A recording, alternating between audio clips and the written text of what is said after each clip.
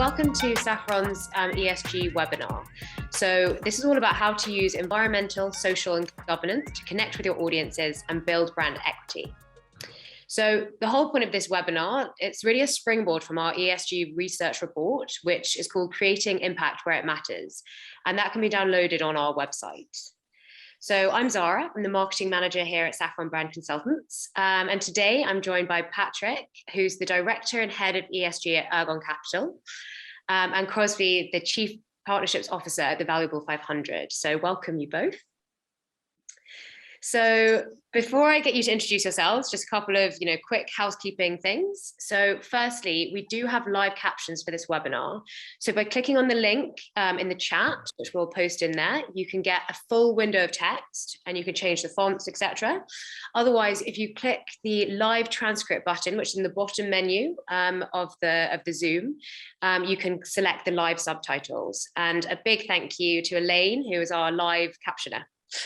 And then secondly, we'd love to get our audience involved. So if any of you have any questions throughout the chat, if you can just put your questions in the Q&A or in the chat bar, and then we'll come to them in the last 15 minutes of our hour. So very excited to have you both here. So thank you for joining us. And do you want to give us a little quick intro? Crosby, do you want to maybe begin? Sure. No, it's lovely to be here. Excited for this conversation, not only to be in discussion, but to learn. As Zara said, I'm the Chief Partnerships Officer for the Valuable 500. Our team is responsible for all of the relationships with our 500 companies, which I know we'll explain more throughout the conversation, as well as the relationships we have in the global B2B service provider space from a global disability expertise lens. From an audio description purpose, I'm wearing a green sweater, which I think some of my colleagues in the UK would call a jumper today. And I have long red hair, skin that would always burn in the sun. And I'm coming to you from my Washington, DC apartment. Thank you, Crosby. And Patrick. Sure. Hello, Zara, and hello, Crosby. Thanks for inviting me to join. Basically, I'm calling you from Paris. And my job is to be an investor at a private equity fund, which is called Ergon Capital. And what we do is that basically we acquire small and medium-sized companies, which we try to accelerate the growth during our investment period.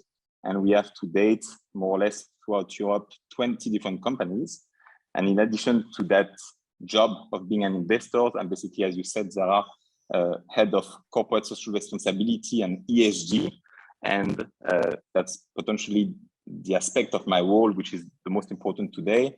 And through that role, what I do is that I'm responsible for the ESG development within our offices throughout Europe and within our 20 more or less portfolio companies.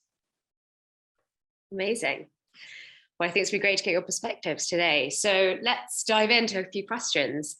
So my first question is that ESG is on the agenda of most brands right now, but I think it stands at the moment for environmental, social, and governance. But what does that really mean, and why is it really important for each of your brands? Sure, Patrick, do you want to go first and I'll follow? Please go, Crosby. Yeah, for those who may not know, let me give context to who the Valuable 500 is, first of all. So we are a historic global movement of 500 companies and their CEOs, founded by Caroline Casey, who've come on board to say that they care about, they're committed, they're ready to advance disability inclusion across their value chain. So that's how we enter this conversation and this work, is it's companies looking at where disability lives in all aspects, everything from employee base to customer and how they're thinking about product innovation, to procurement and how they're bringing entrepreneurs on.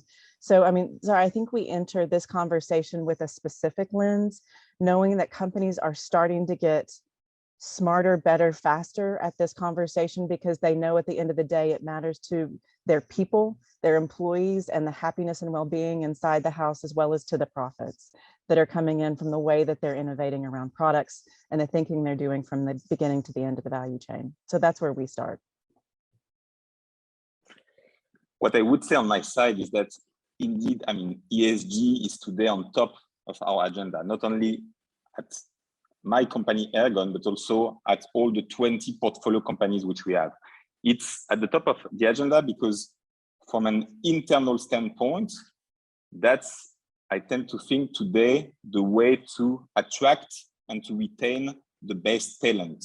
I mean, if you want to have great people working for you, you need to show that from an E, S, and G standpoint, you are basically at the top.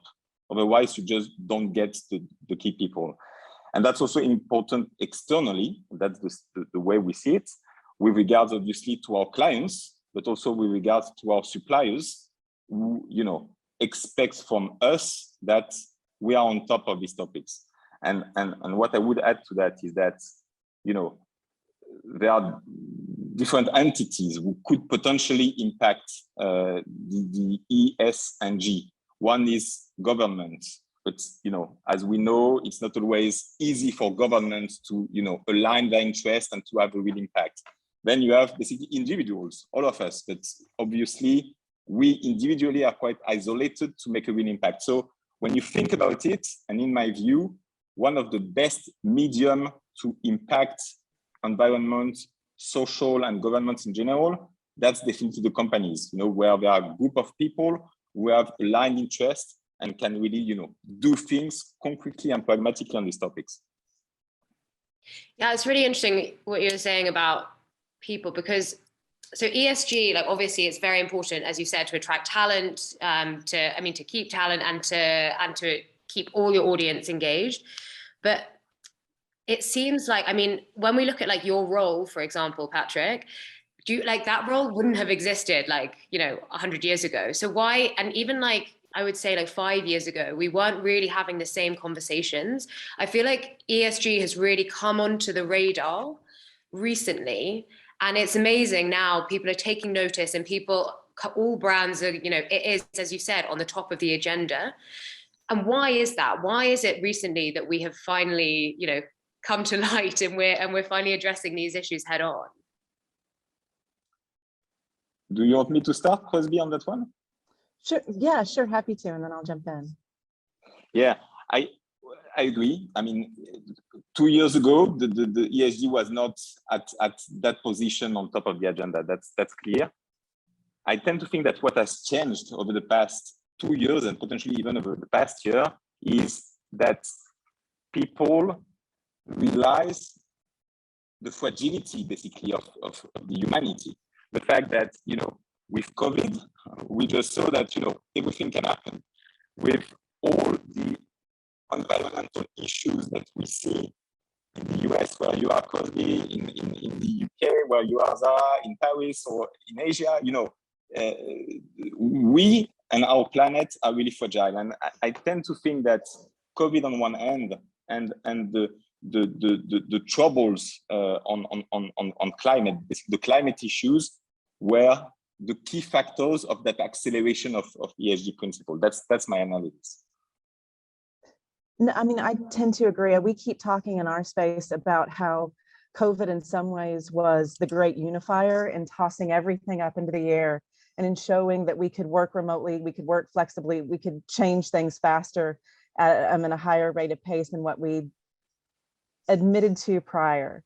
But it also was, it showed great inequities around the world, especially from a healthcare, a job inequity standpoint. I mean, it really has shown and brought light to issues that matter. But I mean, I think if we go back to your question, there's several kind of stakes in the ground that we're seeing change. So if you look at 2019 and the CEO Business Roundtable putting out their statement on what it meant to be a corporation, I think if you look at the rise of the B Corp movement, and what they're putting out of companies like Patagonia, who are firmly standing behind who they say they are, both from a business and an ESG perspective, and still doing extremely well in profits, let alone like the Salesforces of the world.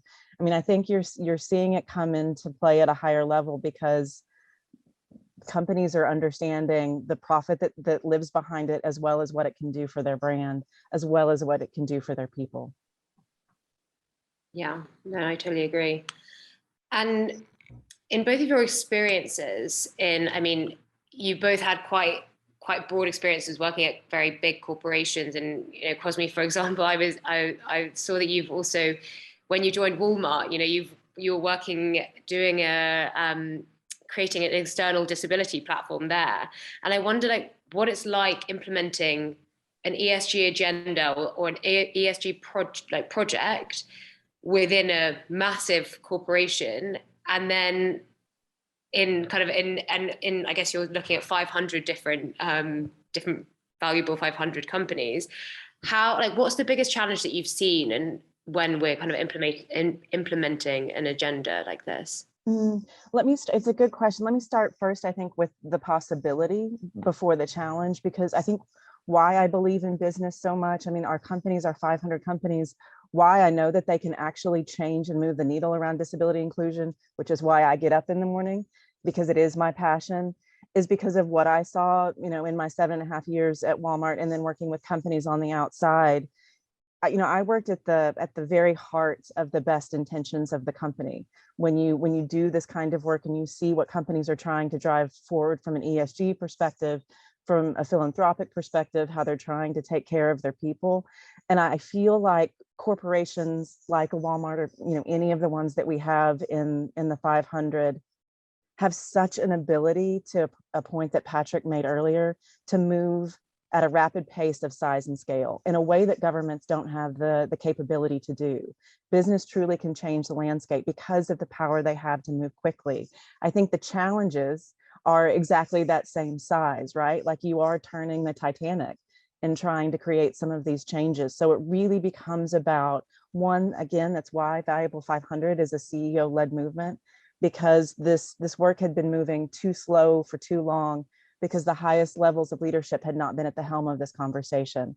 And when CEOs are at the table, and when board and governance understands these issues, things move faster.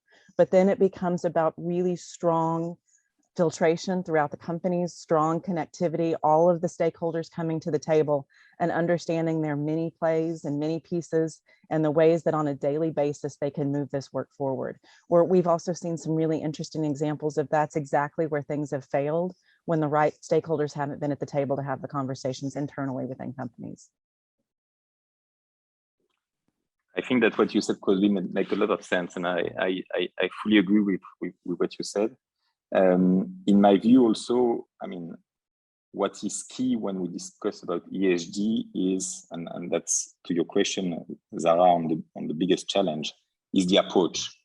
In my view, the way to be successful is, is based on two things. One is that the approach has to be positive. I mean, ESG at some point was about risks, was about constraints, was about compliance, was about, painful things to do. And what I think is that ESG is exactly the contrary. ESG is about, opportunities, is about positive things. And it's key that people can feel that, it's a positive movement and not something we are constrained to do. And by the way, from a company standpoint, ESG to me, and that's what we were saying before, but it's a way to retain and attract talents. So that's definitely positive. That's a way to, differentiate compared to competition, which is definitely also something positive. That's a way to, reduce waste and therefore cost, which is also something positive. So first of all, having a positive approach. To me, that's key. And then the second thing, which I tend to believe is important, and here we are talking pragmatically, I mean, which is important, is about being, progressive and pragmatic, which ESG to me is not about imposing things to people, but it's about, trying to embark people to sensibilize them about the importance of these things, to train them also to some extent. And I think that, that webinar to some extent also contributes to sensibilizing people, with the view not to change everything from one day to another. That's possible. To say that we will together and progressively make the changes. So to me, the approach is key, and one of the biggest challenge to your questions is to try to make it positive and progressive and pragmatic. You know, it's interesting, Zara, and we can add, I mean, let's just keep going on the P's here. Add one more to that, which could be, because this is so personal, right? So it really is about how I enter the world, what my values are, why I choose a brand. And I can feel that same way as an employee, as a shareholder. It's why I choose to align myself. And I think you can do that through storytelling, with all of the things that Patrick was talking about being pragmatic and positive. I mean, it's the same way that we do talk about disability, that disability is incredibly personal. It could be your own story or your attachment through a family member or a loved one, whoever that might be. But I think it's that linkage to brands by understanding the ethos and the values that align to your own. Yeah, absolutely. And I think we at Saffron, you know, obviously we're a brand consultancy, and we see kind of brand as that sort of North Star that kind of makes all your ESG kind of initiatives, the agenda, the principles all come together and feel kind of authentic and feel like it's your brand ESG agenda, not just, you know, doing something because we have to tick the ESG box. And so I guess, how would you, if a brand is, you know, starting to think about, okay, we need to get our ESG principles in order, we need to start working out what we stand for and what ESG practices we should put in place, what kind of advice would you give them? Where should a brand begin, really? So for me, I have a huge bias in culture. I have a huge bias around, if it's not authentic internally, and you're setting yourself up for failure. I mean, you know, Netflix is going through some things right now because they didn't, you know, look internally at their culture and speak to their employees. So I think when you look at your ESGs, I think there's work to do in-house to make sure that those messages are clear, adopted, and understood by all, before you go out into the world with what your platform is going to be. I'll start there. Patrick, I'm not sure. No, I mean, I fully agree with your point about you know, doing the work in-house, to repeat what you just said. To me, I mean, how do we develop an authentic and relevant ESG agenda? To me, the key is to embark people, and to embark people locally.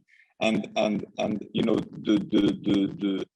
and when I'm talking about people, and if we're talking at the level of a company, it's not only management and top management, obviously, but basically all the employees of the company.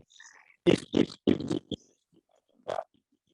initiatives are only decided and discussed at the top of the company, that's sure that it will just not work. So the approach that we are taking at the level of our private equity fund, and at the level of all our 20 portfolio companies, is to try, you know, to work first on identifying for a specific company what is his mission, what is his identity, what are its values, and how do we do that? We do that typically by, you know, conducting a survey with all the employees to try to understand what are their feedbacks and you know, and their propositions. So I'm talking about all the employees at the company, and then conducting, to the extent possible, additional workshops with a few people from the top management, so that basically we manage to get a view on, at the level of the broad company, what are the key values, what's the identity, what's the mission. And then based on that, what we do is that we typically, you know, try to draft some kind of, you know, ESG principle or ESG policy, and we will typically be helped by somebody like you, Saffron, to try to, you know, put that in the appropriate communication way. Yeah, absolutely. And I guess when it comes to your metrics, I'm really intrigued by this. How do you measure, what kind of KPIs should we be looking for when it comes to ESG kind of initiatives? Patrick, I'll let you go first on this one. Sure. Well, there are a number of KPIs which we are looking at. What I mean, if I'm just highlighting the top KPIs in my view, I would say on the environmental standpoint, it's definitely the carbon footprint. You know, to me, the company cannot say that it has, you know, an ambition in terms of environment if the company is not able to tell you, this is my carbon footprint. I mean, to me, when presenting itself, the company should say, this is what we are doing. These are basically our sales. These are our number of companies, and this is our carbon impact.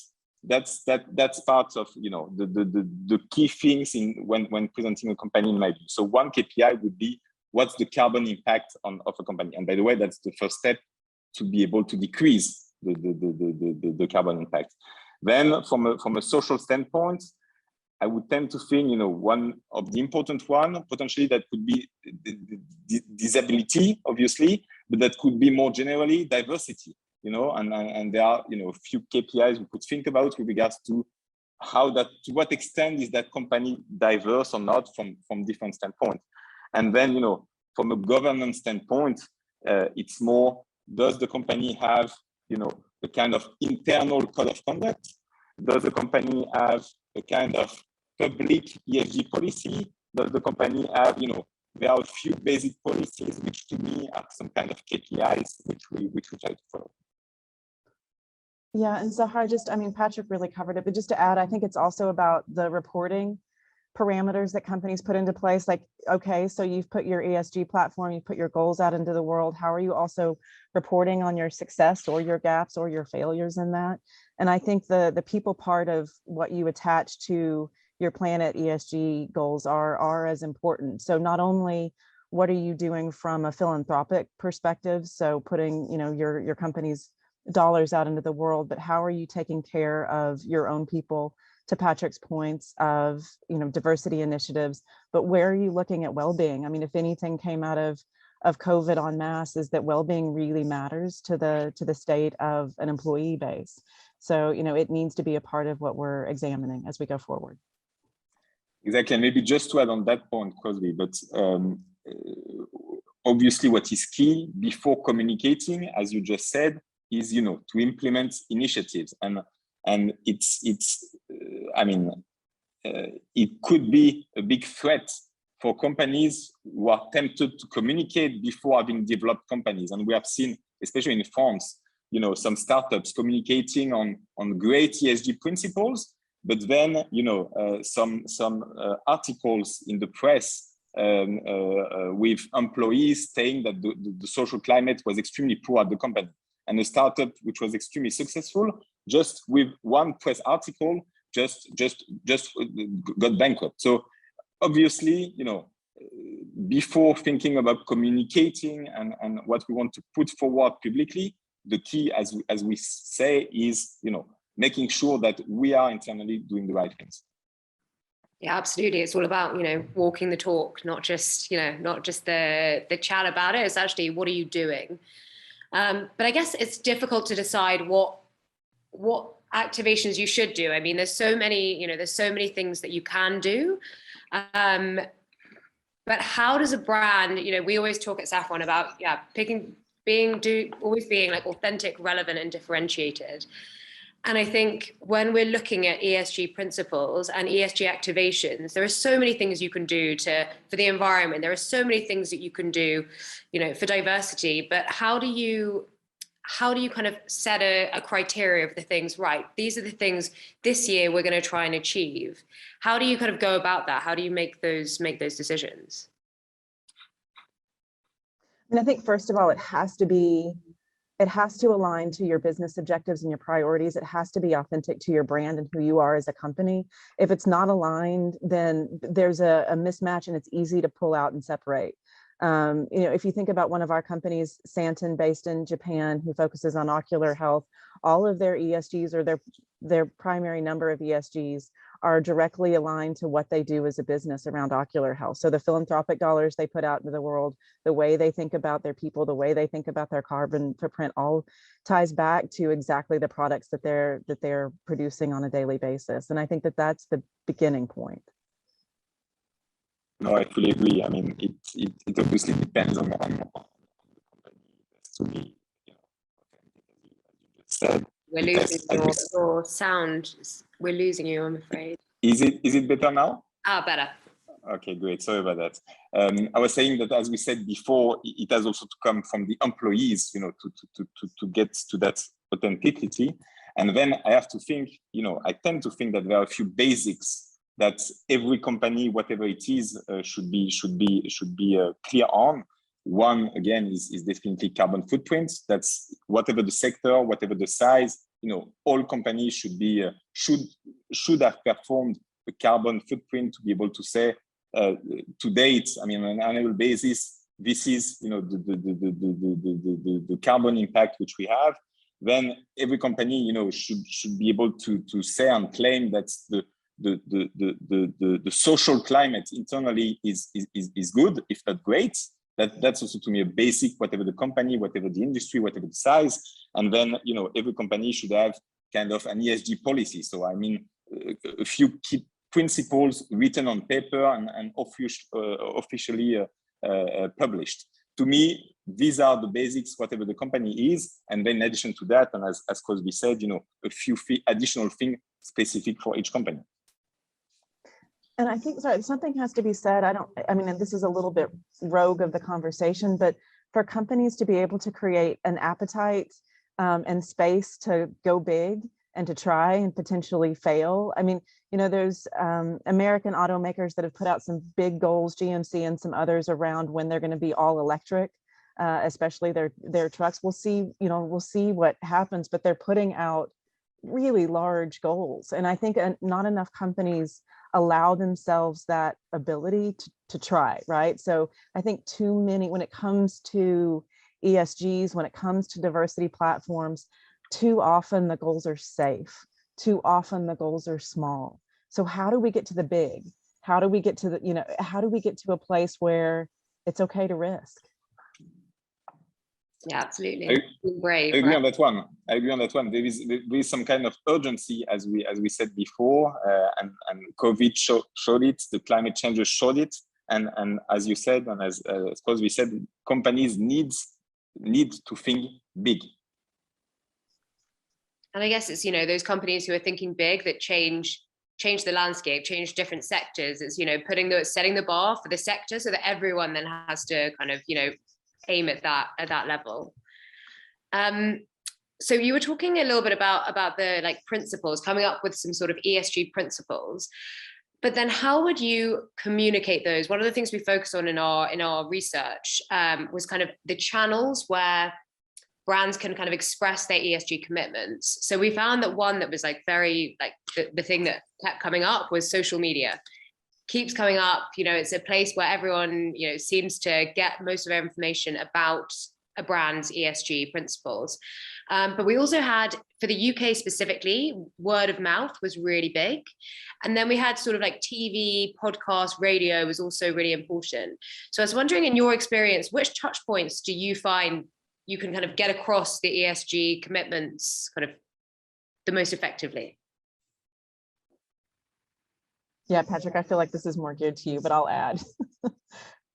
No, I have to say, I don't, I have to say on that one, it's more geared to Safran. You again, Patrick, Because, sorry. Yeah, what I was saying, I hope you hear me now better. I was saying it's to me, that's more a question geared to you, Zara, and to Safran, because, I have to be honest, with regards to communication, we will just, trust you guys to help us making the right choice. It's clear that, from my standpoint, social media, and I have to say more specifically LinkedIn, are the good way to communicate. But some messages are transmitted better by the word of mouth. So I would do a kind of mix between the different channels. But I would definitely revert to you on that one, Zara. Well, I have to say, from our perspective, having done this research, this big survey, kind of across Gen Z specifically, we have found that social media it's really the leading way, and it's interesting. What I found very interesting about this research was that we did a study that was across China, US, and the UK to kind of get a really broad spectrum of Gen Z answers. And we did find that, for example, the Chinese consumer seems to be really valuing the ESG agenda. a lot more than we kind of anticipated. And I think it was interesting seeing the difference between the regions, between like seeing, you know, okay, this actually, they value, you know, social media more as a channel, or another one values word of mouth more. Do you find that there is like a really, that the importance of ESG agenda is like, that changes across regions, across ages, when you're looking at different companies? Is everyone kind of having the same conversation, or do you find that it's like a very, very different still? Yeah, I mean, I think for us, it's so nuanced. It's nuanced by generation. It's nuanced by culture. It's nuanced by geography.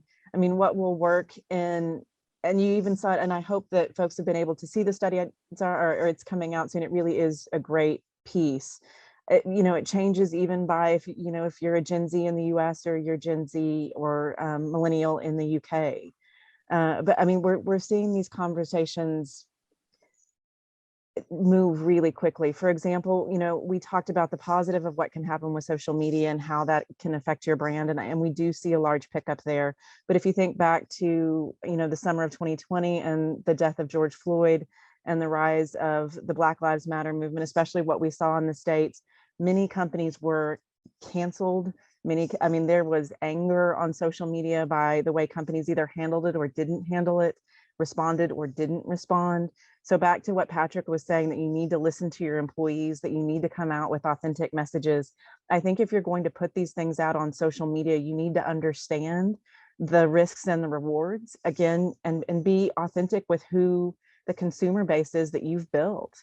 If I care about your brand and you've spoken to me in a certain way, and then there's a major issue that you flub up, we need to have an honest conversation as a consumer to a company now. And I think that's how a part of this world has changed with ESGs and the rise, is that it's become really personal to me.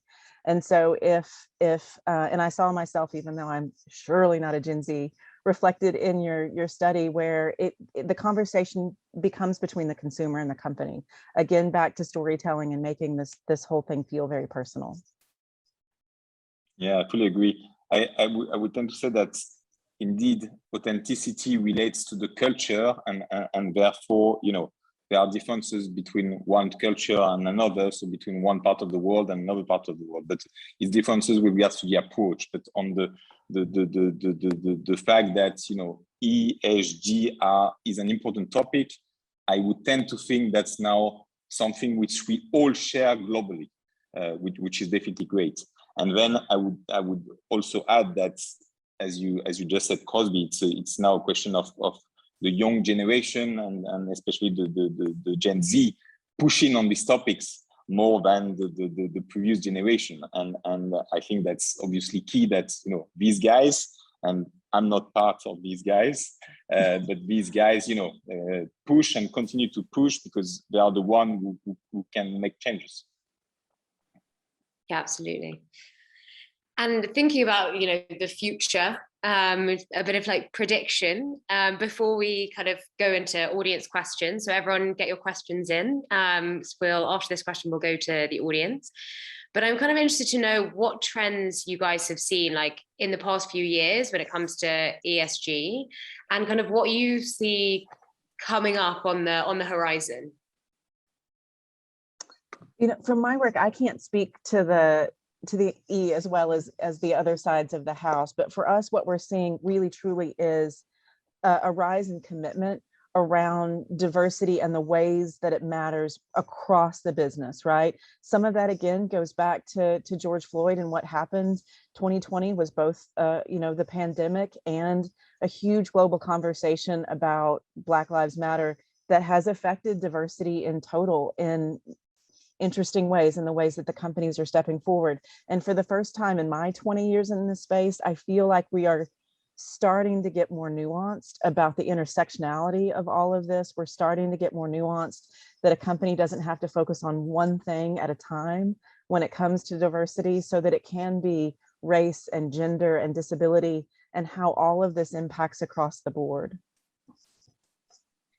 Yeah, I agree. And on my side, when, you know, thinking about the future, I would tend to think that, you know, ESG will continue to take an exponentially importance. That's not just an acceleration, that's something exponential. Then companies definitely taking the lead, more than governments and more than individual people, and finally ESG and all the components of ESG being all important. I don't think that we will focus only on the planet and environment, but obviously taking care of people and the social aspect is key, and establishing the government. So to me, exponentially important, companies taking the lead, and ESG being equally important. And the last thing, Zara, that I should have said is, I'm excited for when companies get even more competitive in this space. And I think we're starting to see it. And when you look at companies that have had great shareholder return over the last year, whether that's Salesforce or Adobe or Microsoft, that are also doing well in the ESG space, and you can show the alignment between this work and profit and where your shareholders are, and none of that is misaligned. That's the game changer in the conversation, right? Because at the end of the day, business is business as well. And so when we can prove to even the folks that are the slow adopters to why ESG matters, they're not the Patagonias of the world. It's that your company can be all of these things and be profitable. Fully agree, and maybe to complete on that one, but to me, ESG, putting ESG on the agenda is not just about willing to have a positive impact on the world. It's about thinking that indeed ESG creates value and has a positive impact, even financially, on companies. So that could help with people who are not convinced about trying to make a better world, just by proving them that just by doing ESG, they will also have a better performance for their companies. Yeah, absolutely. And you gave a couple of examples, Crosby, of companies like Salesforce. And I wonder, who would you, if you had to give like a few companies that, our audience, if they're looking to see companies that are really using ESG agenda well, what companies should we be kind of looking at as best practice? Again, part of me is coming to this through a disability lens. So, and we're happy to follow up with a series of our companies too, but Barclays is doing fascinating work internally around their employees. Microsoft across the board, whether it's product innovation, what they're trying to do internally for their employees. Logitech is another company that's doing really interesting work. I mentioned Santen earlier, that's a smaller company, but nimble and flexible, and putting some really interesting things into play. So a handful of companies, and I've missed so many that are doing, fascinating work. And obviously, Crosby mentioned, very large companies, but to me, there's also a set of, startups doing, fantastic things with regards to ESG. So to me, it's not about large companies, but it's about all companies and working together in the same direction. It's such a good point. And I'm such a believer in the B Corp movement and what they're doing in total. And many of those are single shop owned companies or, companies on the rise as far as revenue numbers and number of employees. And I'm curious, Patrick, when you're investing in companies, be it a small or a larger one, does the ESG kind of their ESG principles, their ESG agenda make it? I assume it makes a big impact in your decision as to whether to buy them, to get involved with them, or not. Actually, there are two ways to look at the thing. Either you. Oh, you're crackling again. Sorry. Okay. Is it better now? Okay, good. Yeah. What I was saying is that there are two ways to look at the company. You could think, well, we will just invest in companies which are great in terms of ESG, which is one way to look at things. Or we could, say, if that company is not good in terms of ESG, by investing into that company and by doing the right things, we will put it on the right track. So, we can have, both ways at Ergon with regards to the way to look at that. But, in any case, what we try to do is, to the extent possible, to support each of our portfolio companies on their basically ESG development. Super interesting. Okay, so I think we're going to go to questions. I've got one question here, which is about a brand's responsibility. So is there a brand's responsibility to educate its audience around ESG? Patrick, you want to go first? Sure, but I mean, I'm not exactly sure, how to answer that question, or what's the goal or the purpose of exactly the question. But if the question is, are the brands or the corporate in general responsible with regards to ESG, or have a responsibility with regards to ESG, that's clear. That's what we were saying before, is that indeed, those, in my view at least, who can definitely make changes is not governments, because it's difficult to align interests. It's not individuals, because being isolated is tough. So it's really at the corporate and at the company level. So, companies, brand in general, definitely have a responsibility with regards to ESG. And then Zahara, I would add that a company can't take on full responsibility for educating their consumer around everything. But what I feel like a brand can do, a company can do, is take responsibility for educating me about why you care. So I'm your consumer. Why is this important to you? Then it's, beholden on me to take the ownership to understand it myself, to continue to align myself with your brand or not. I mean, we're seeing our companies do that around a disability perspective, and the way that they are putting it out into their media or not, and the way that those images are changing around disability. And I think that that's where the education comes in, is explaining to me why it's important to you. Yeah, absolutely. And another question is just about advice for kind of really early stage companies. So early stage, be it like as you said, like a startup, a kind of, a one-man shop around the corner. Where can they kind of start thinking about ESG and making an impact? To me, the very first thing to do, basically, if I had to start a company, or if I was at the company at a very early stage, the first thing I would do would be to think about what are the values of my company, and what's the goal of my company, and I would try to have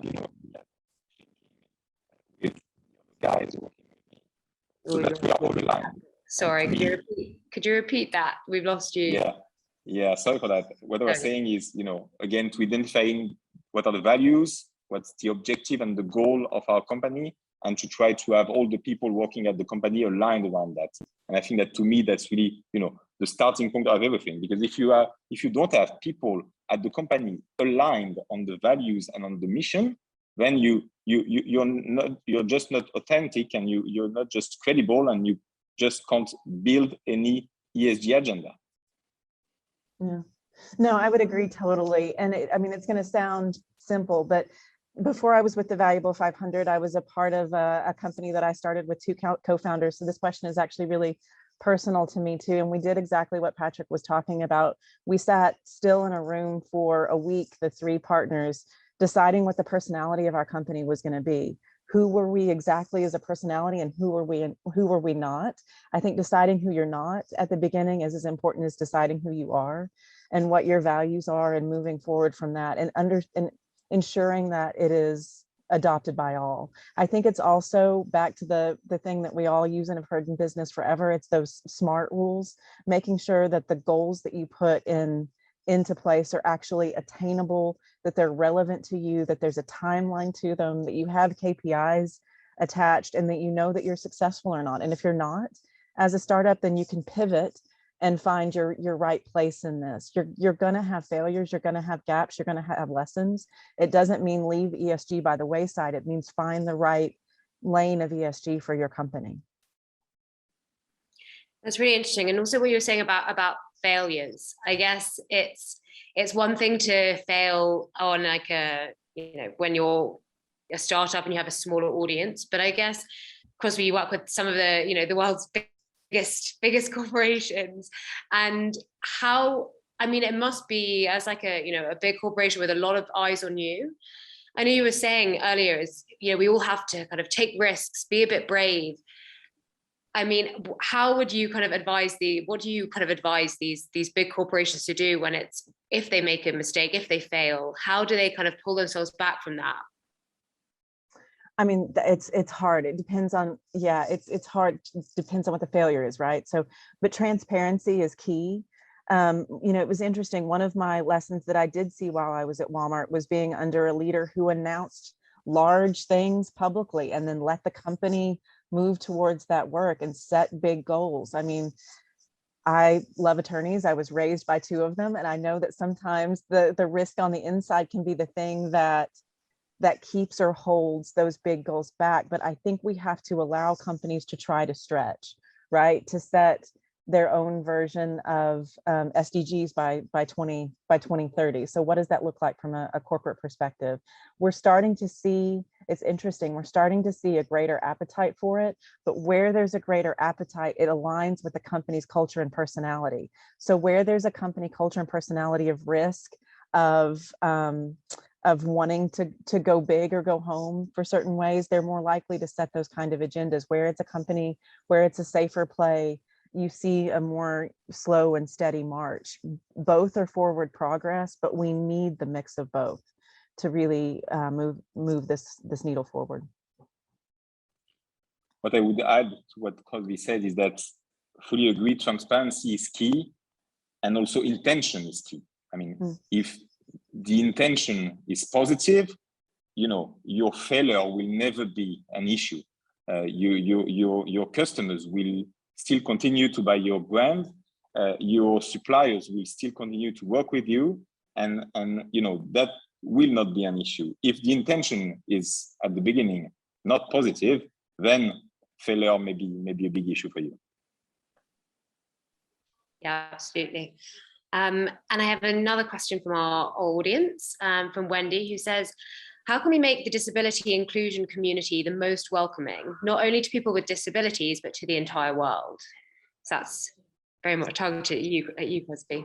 Yeah, I'm not sorry, Wendy. I'm not sure if you mean from the disability side or from the company side. I think if it's from the company side, let me start there.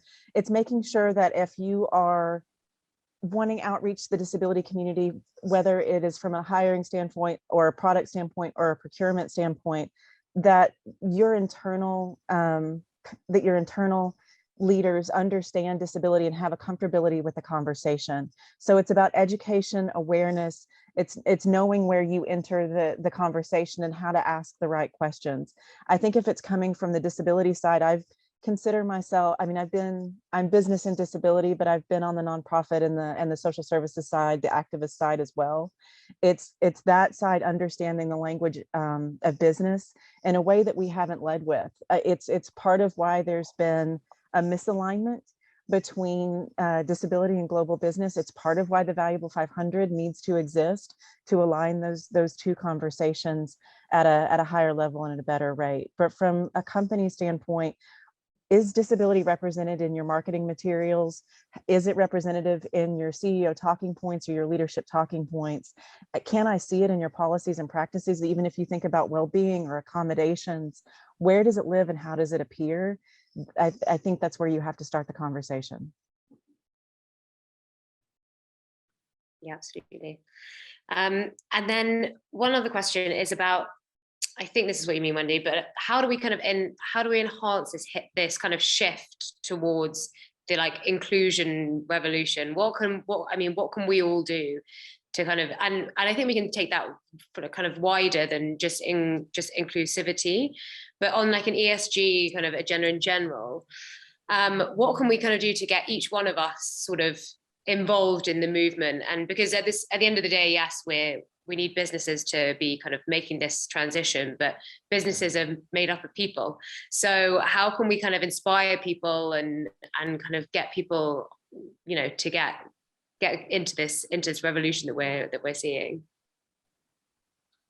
I mean, part of it, again, I've repeated myself on one point that it has to be personal, right? But you have to use your voice. I think it's really important, especially in leadership positions, to put these pieces into place with your teams. But a part of it, Zara, kind of on a more macro level, is that we need better data.